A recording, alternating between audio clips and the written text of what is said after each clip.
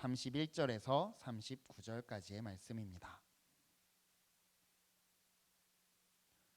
로마서 8장 31절부터 39절까지의 말씀, 제가 한 절 여러분이 한 절 교독하시고 마지막 절은 함께 읽도록 하겠습니다. 그런즉 이 일에 대하여 우리가 무슨 말하리요? 만일 하나님이 우리를 위하시면 누가 우리를 대적하리요?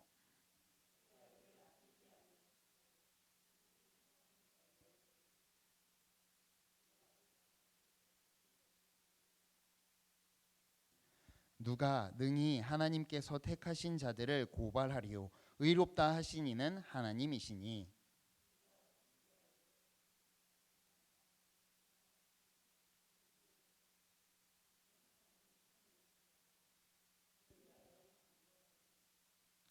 누가 우리를 그리스도의 사랑에서 끊으리요? 환난이나 곤고나 박해나 기근이나 적신이나 위험이나 칼이랴.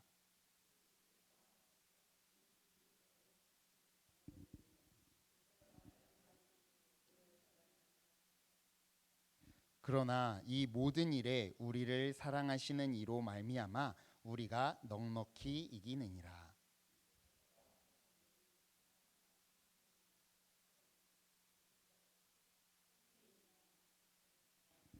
39절 말씀 함께 읽습니다.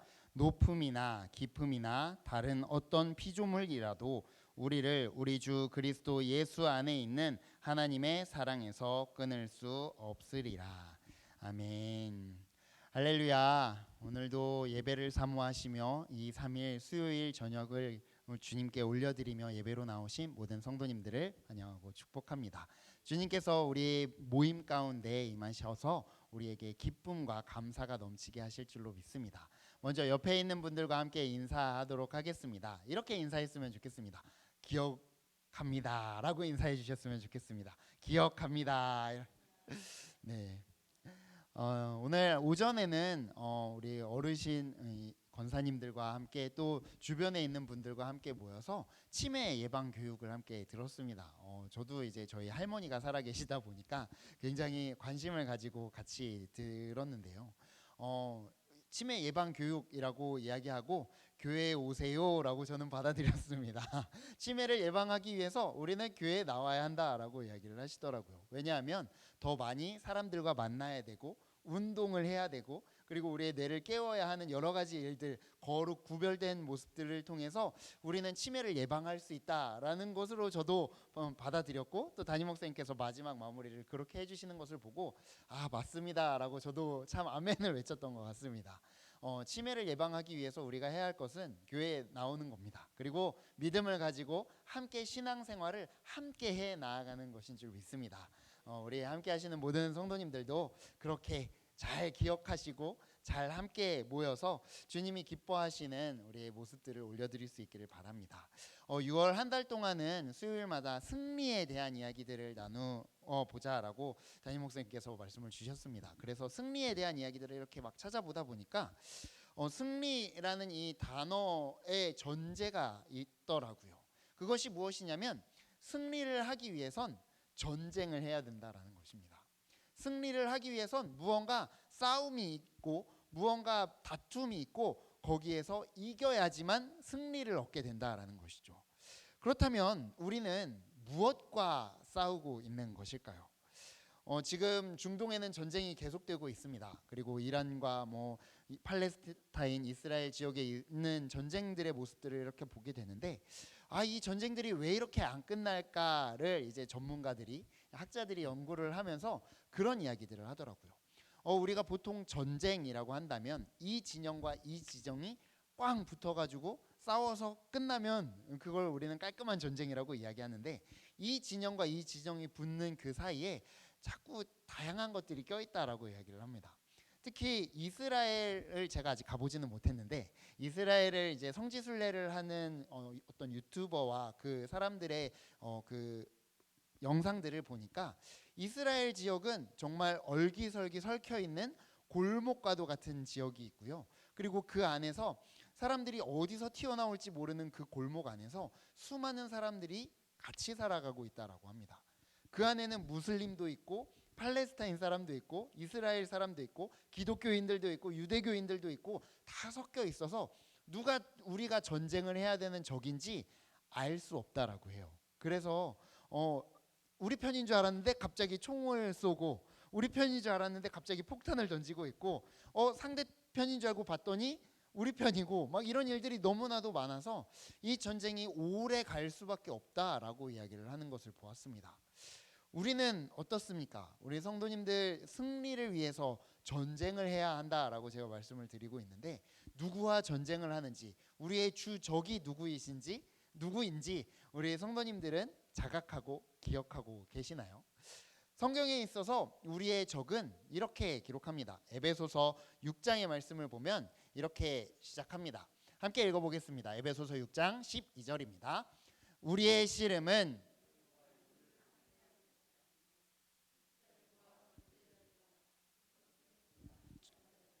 하늘에 있는 악의 영들을 상대함이라. 아멘. 우리는 누구와 싸워야 하는지를 명확하게 알아야 된다는 것이죠. 그렇다면 누구와 싸웁니까? 우리는 악한 영과 싸우는, 악한 세력과 싸우는 군사라는 것입니다. 옛날 옛적의 시대를 생각해 보면 사람들은 칼과 창으로 전쟁을 했습니다. 그래서 이 사람들은 칼과 창이 누가 더 센지, 그리고 이 칼과 창이기 때문에 누가 더 병력이 많은지에 따라서 이 전쟁의 승리가 좌지우지 되었다라는 것이죠. 그런데 이 모습이 현대에 와서는 조금 달라집니다.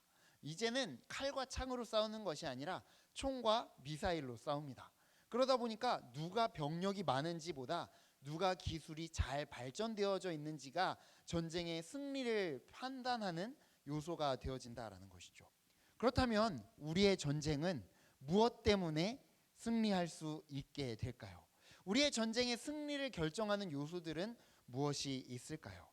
그리고 단순히 이렇게 우리가 전쟁 가운데 있다라는, 승리를 갈망하는 전쟁 가운데 있다라는 말은 우리가 그냥 방관하거나 그냥 멈춰 서 있으면 안 된다라는 것을 우리에게 깨닫게 합니다. 이란과 중동의 전쟁들의 모습을 생각해보고 또 이스라엘 전쟁의 모습을 생각해보면 가만히 있는 사람들이 더 큰 피해를 받는 것을 보게 됩니다.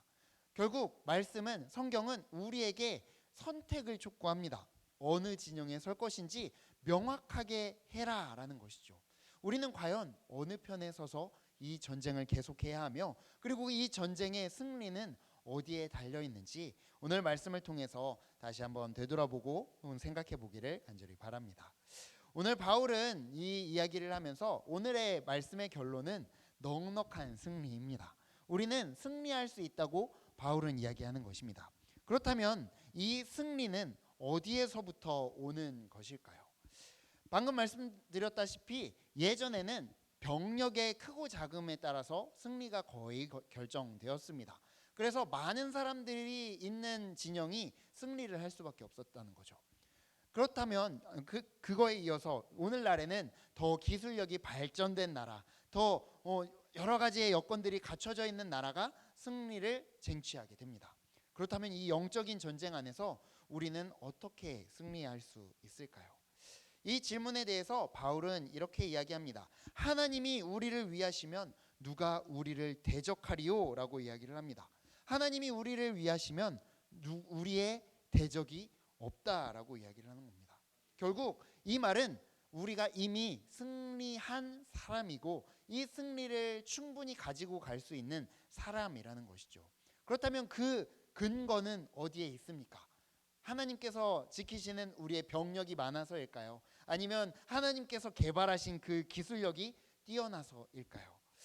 하나님께서 우리에게 향하신 이 승리의 요인은 바로 이렇게 기록합니다. 우리 32절 말씀을 다시 한번 읽어보도록 하겠습니다. 32절입니다. 자기 아들을 아끼지 아니하시고 우리 모든 사람을 위하여 내주시니가 어찌 그 아들과 함께 모든 것을 우리에게 주시지 아니하겠느냐. 아멘. 이 말씀 가운데 내어주다라는 이 말은, 자기 아들을 아끼지 않고 내어주다라는 이 말은 멈추지 않다라는 표현을 같이 담고 있는 용어입니다. 즉 이 말은 아브라함이 이삭을 바치던 모리아 산의 사건을 생각나게 하는 것이라는 거죠. 구약의 아브라함은 아들을 바치라는 명령 앞에서 순종하여서 칼을 들었습니다. 그리고 그 칼을 내려치는 그 순간 하나님은 그 칼을 멈추게 하셨습니다. 그리고 이삭을 구해 주셨죠.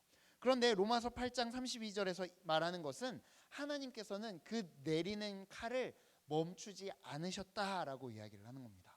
즉 하나님께서 너무너무 소중하게 생각하는 아들을 우리를 위해서 내어주셨다라는 것입니다. 이것이 하나님이 이길 수밖에 없는 승리의 요인이라는 것입니다. 세상의 전쟁들을 다시 한번 생각해 보면 사람들은 수많은 전략과 전술들을 짭니다.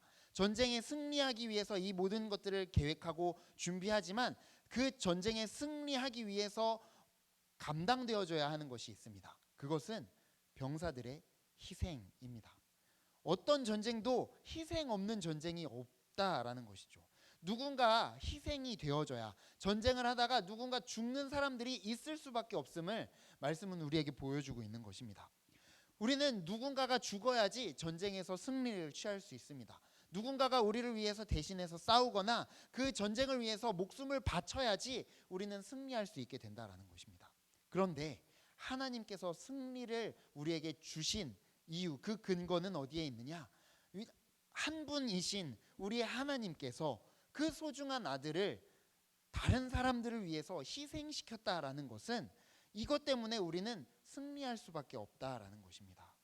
어떤 전쟁도 지켜야 할 사람을 희생시키지 않습니다. 어떤 전쟁도 가장 소중한 사람들을 희생시키지 않습니다. 하지만 하나님께서는 이 전쟁에서 승리하기 위해서 가장 소중하고 가장 중요한 예수님을 희생시켰다라고 성경은 이야기하고 있는 것입니다.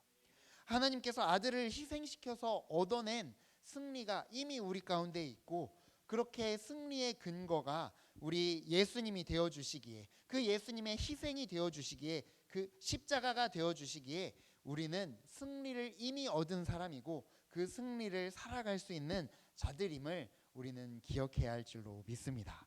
우리가 그렇게 승리한 사람이라고 생각을 하고 하나님과 함께 하다 보면 우리의 마음 가운데 어지럽히는 악한 영들을 보게 됩니다. 이 포인트가 참 재미있는데요. 영적 전쟁에서 우리가 승리의 자로서 살아갈 수 있음에도 이 악한 영들은 끊임없이 우리를 괴롭힙니다. 어떻게 괴롭히냐면 우리가 승리자가 아닌 것처럼 이미 우리는 승리했지만 그 승리한 자리에서 떨어져 나오도록 끊임없이 우리를 유혹하고 우리를 고발한다라는 것이죠. 사탄은 법정의 검사처럼 우리의 삶을 샅샅이 뒤져 나아갑니다. 그리고 이렇게 이야기합니다. 우리는 죄인이라고요. 지난주에 어떻게 살았는지, 어떻게 하나님 앞에서 살았는지 그것을 계속해서 되돌아보게 하며 우리는 하나님 자녀라고 하기엔 너무 부족하지 않는가라고 그때마다 우리에게 이런 고발들을 통해서 우리를 넘어뜨리려고 하고 승리자의 진영에서 떨어지게 하려고 합니다. 그래서 우리 34절 말씀에는 이렇게 기록합니다. 34절입니다. 함께 읽겠습니다. 누가 정죄하리요? 죽으실 뿐 아니라 다시 살아나신 이는 그리스도 예수시니 그는 하나님 우편에 계신 자요 우리를 위하여 간구하시는 자신이라. 아멘. 여기서 사탄이 끊임없이 악한 영이 우리를 하나님으로부터 떼어놓으려 하지만 그 가운데 놀라운 반전이 있음을 바라보게 됩니다. 우리가 그렇게 떨어질까 무서워서 벌벌 떨고 있을 때, 우리가 지은 죄로 인해서 하나님의 진영에서 우리가 멀어져 있는 것처럼 두려워하고 있을 때 우리를 변호하기 위해서, 우리를 변론하기 위해서 이미 예수님께서 그 자리에 계시다라는 것입니다. 예수님은 하나님 우편에서 말씀하십니다. 우리의 죄를 이미 예수님께서 다 지고 갚으셨기 때문에 저 사람은 의롭다라고 칭할 수 있습니다 라고 말이죠. 예전에 어떤 기사에서 보았던 이야기가 있는데요. 한 판사가 있었다라고 합니다. 한 나라의 판사가 있었는데 이 판사가 재판정에서 판결을 해야 하는 그 피고가 그 판사의 아들인 경우가 있었다라고 합니다. 그래서 이 판사의 판결에 모든 사람들이 이것을 주목했다고 합니다. 과연 자기 아들을 위해서 어떤 판결을 내리는지, 그리고 정말 정직하게 판결을 내리는지 한번 보자라고 생각을 하고 사람들이 그 법정에 모든 이목을 집중했다라고 합니다. 그때 그 판사가 자신의 아들을 놓고 내린 형량은 그 죄를 지은 것에 아주 적합하고 적절한 벌을, 그 죄에 합당한 형벌을 내렸다라고 합니다. 그러고는 바로 그 옷을 벗고 내려가서 이제 내가 그 모든 보석과 모든 것들을 함께 감당하겠습니다라고 이야기하고 그 아들과 함께 감방에 가는 것들을 택했다라고 합니다. 저는 그 이야기를 보면서 이게 바로 하나님 아버지의 마음이 아닐까라는 생각을 해봅니다. 우리는 죄를 지어서 벌을 받을 수밖에 없지만 우리를 위해서 이미 벌을 받으시고 이제 내가 다 받았으니 내 아들을 용서해 주시오라고 당당하게 이야기할 수 있는 그 판사의 모습처럼 예수님이 우리를 위해서 먼저 그 일들을 행하셨기 때문에 우리는 이미 승리자의 삶을 살 수 있다라는 것이죠. 우리가 죄를 짓지 않아서 승리하는 것이 아닙니다. 우리의 승리는 내가 정결하여서 내가 전쟁에서 이겨서 승리하는 것이 아닙니다. 나를 위해 끝까지 변호하시는 예수님의 그 압도적인 사랑 때문에 우리는 그 승리를 이미 얻었고 그 승리를 고백할 수 있게 된다라는 것이죠.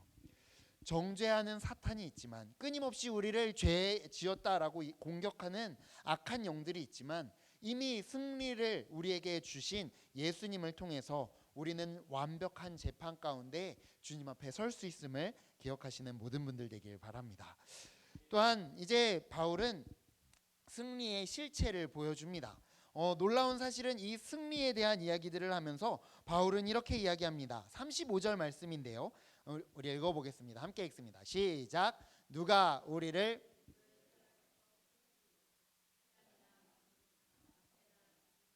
적신이나 위험이나 칼이랴. 아멘. 이미 우리가 승리했다라고 고백하는 바울이 갑자기 이야기하는 것이 승리자에게도 환난, 공고, 박해, 기근, 적신, 위험, 칼 같은 위협들이 여전히 남아있다라고 이야기합니다. 실제로 여기서 이야기한 환난과 곤고, 박해, 기근, 적신, 위험, 칼 이런 것들은 바울이 실제로 겪은 죽음의 그림자였다라고 합니다. 우리는 고난이 없기를 기도하지만 고난은 우리 인생이라는 전쟁터에서 피할 수 없는 적군이 될 수도 있고 우리를 어지럽히는 공격하는 이들이 될 수도 있습니다. 하지만 바울은 이것을 바라보면서도 이렇게 이야기합니다. 이 모든 일에 우리를 사랑하시는 이로 말미암아 우리가 넉넉히 이기느니라 라고 말이죠. 여기서 넉넉히 이긴다라는 헬라어 후페르니코멘이라는 단어는 단순히 어떤 승리에 대해서 이야기할 때 단순히 물리치거나 내가 이겼다라는 것에서 끝나는 것이 아닙니다. 이 말의 의미는 적을 완전히 제압해서 그들의 갑옷을 벗기고 그들의 무기를 빼앗고 심지어 적군이 가지고 있던 모든 자원을 내 것으로 만드는 압도적인 승리를 이야기한다라는 것이죠. 결국 우리 앞에 있는 고난, 우리 앞에 있는 어려움들을 우리가 적군이라고 생각하고 그것에 대한 넉넉한 승리가 우리 안에 있다라고 이야기를 한다면 결국 그 고난의 모든 속성들, 그 고난이 이야기하고자 하는 모든 것들이 우리 안에 유익이 되어지고 우리를 이기게 하는 길이 되어진다라고 이야기를 하는 것입니다.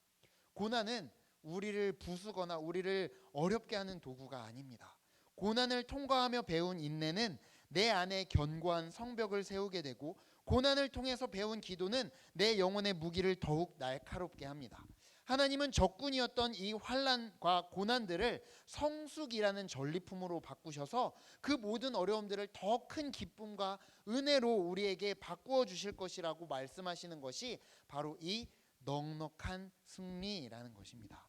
그러므로 우리는 고난을 바라보는 우리의 시선을 다시 한번 점검해 보아야 합니다.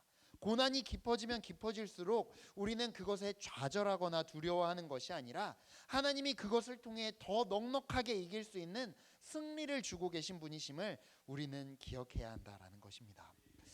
이제 말씀을 정리해 보려고 합니다. 전쟁에 대해서 우리는 이야기를 나눕니다. 하지만 전쟁은 우리는 이미 끝난 전쟁을 살아가고 있는 것입니다. 십자가에서 예수님께서 이미 우리에게 승리를 주셨고 우리의 영적인 승리 가운데 우리를 평안케 해 주셨습니다. 그리고 그 예수님을 통하여 우리는 그 승리를 얻은 사람으로 넉넉하게 살아갈 수 있습니다. 우리는 패배를 확인하러 가는 군대가 아니라 이미 승리한 전쟁의 승전보를 누리러 가는 정복자들입니다. 하지만 이런 정복자들 가운데에도 여전한 공포와 두려움들은 남아 있습니다. 하지만 우리가 승리하였음을 기억할 때, 그리고 내 뒤에 나를 위해 전부를 내어주신 하나님이라는 사령관이 계시고 그 하나님께서 가장 완벽한 희생을 통해, 가장 완벽한 전략을 통해 나를 사랑하셨음을 기억하시며 지금도 내 옆에서 나를 위해 변호하시는 예수님을 바라보고, 그리고 이제는 내 앞에 있는 환난마저 전리품으로 여기게 하여 주시는 성령님이 계심을 우리가 바라볼 때 우리는 우리 안에 있는 모든 패배감을 주님께 올려드릴 수 있게 되지 않을까 생각을 해봅니다. 오늘 밤 우리가 함께 나누는 말씀 가운데 우리는 이미 승리했음을 고백할 수 있는 마음들이 있기를 바랍니다. 그리고 그 고백은 이렇게 우리의 신앙을, 우리의 마음을 고백하는 것에 이르릅니다. 우리 39절 말씀 마지막으로 함께 읽고 마무리를 하겠습니다. 39절입니다. 높음이나 깊음이나 다른 어떤 피조물이라도 우리를 우리 주 그리스도 예수 안에 있는 하나님의 사랑에서 끊을 수 없으리라. 아멘. 우리는 모든 악한 영과의 전쟁에서 이미 이긴 존재들입니다. 하나님의 사랑에서 끊어지지 않기에 우리는 이미 승리를 누릴 수 있으며 그 넉넉한 승리를 통해 우리의 앞에 있는 고난까지도 이 승리로 가꾸어 갈 수 있는 넉넉한 사람들임을 분명히 기억하시기 바랍니다. 그리고 이러한 승리자의 정체성으로 내일도 우리 삶에 있는 여러 가지의 영적 전쟁터를 지배하고 정복해 나아가는 저와 여러분들이 다 되시길 주님의 이름으로 간절히 소망합니다. 함께 기도하시겠습니다. 우리를 사랑하셔서 그 아들을 희생시키시고 그 예수님의 변론을 통하여 끝까지 이기게 하시며 우리의 삶에 성령님의 함께 하심으로 늘 우리의 삶을 돌아보게 하신 주님 감사합니다. 우리가 그 주님의 승리를 통해 우리 이미 승리자의 삶을 살아갈 수 있음을 이 시간 고백합니다. 주님, 그때 우리 앞에 있는 모든 고난과 어려움들까지도 넉넉한 승리로 바꾸어 주시는 주님을 신뢰하며 감사하오니 주님, 우리가 그 주님에 대한 믿음의 고백들이 우리 안에 더욱더 차고 넘칠 수 있도록 함께하여 주시옵소서. 주님께서 우리를 사랑하여 주심을 끊어지지 않는 믿음을 통해 고백하게 하여 주시니 주님, 그 주님의 사랑이 내 삶에, 우리의 삶에 가득하게 하여 주시고 그 사랑을 의지하여 우리의 모든 모습들이 주님을 향할 수 있도록 인도하여 주시옵소서. 오늘도 우리에게 그 은혜의 승리를, 승리의 평강을 맛보게 하신 주님을 기대하며 우리의 저녁 시간을 보낼 때에 주님, 그 평강이 우리 안에 가득하게 하여 주시고 고난과 걱정과 두려움 가운데 이겨낼 수 있는 힘들을 허락하여 주시며 더 나아가 넉넉한 승리를 맛보는 우리가 되게 인도하여 주시옵소서. 오늘도 말씀을 통해 우리를 깨워주시는 예수 그리스도의 이름으로 간절히 기도드립니다. 아멘. 이 시간 우리 함께